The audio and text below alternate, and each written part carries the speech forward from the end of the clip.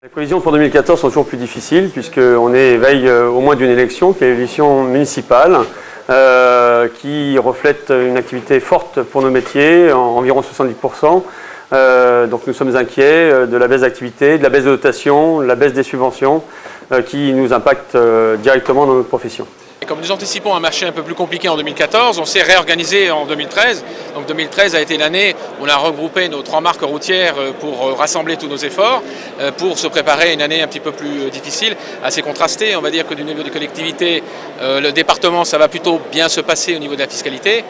Par contre, au niveau du bloc communal, on anticipe déjà des disparités entre les grandes métropoles, où on imagine que ça va encore bien se passer, et aussi les territoires qui sont irrigués par les grandes métropoles.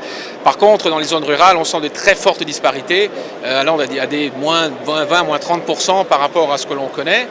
Donc ce qui pose question à des entreprises telles que les nôtres, puisque nous, on est implanté avec un maillage territorial très très dense. Et donc nous avons besoin, nous entreprises de proximité, d'une certaine visibilité vis-à-vis des collectivités. Simplement parce que si on n'a pas de travaux, on a des hommes dans la cour. Donc pour nous, c'est très important que les collectivités territoriales nous offrent cette lisibilité à la fois pour 2014 et pour les années à suivre.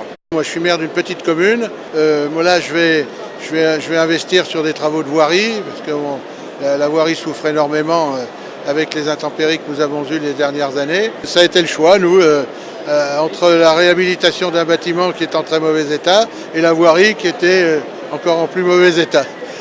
Et on va alors bien sûr, les 3 moyens de financer, c'est l'apport de la commune, ensuite les subventions et puis en finale l'emprunt, qui a été ces dernières années, qui est encore aujourd'hui, une difficulté pour trouver des banques qui s'engagent et qui nous prêtent à des taux intéressants. Oui, des investissements importants, comme l'aménagement d'une grange communale ou même la restauration d'une collégiale du XIIe siècle.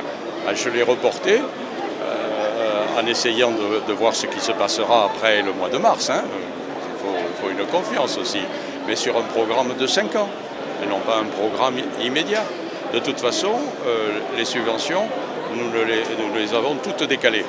Donc il faut faire avec. Mais il n'empêche que l'urgence, comme une station d'épuration, on l'a programmée. On a financé déjà l'étude et après, on verra. Mais par contre, ce qui est dommage, c'est qu'on a une grande difficulté, c'est de mutualiser les dépenses. Et donc l'intercommunalité est vécue comme une obligation, alors que ça doit être une discussion. Si on est à plusieurs, on peut diminuer les coûts.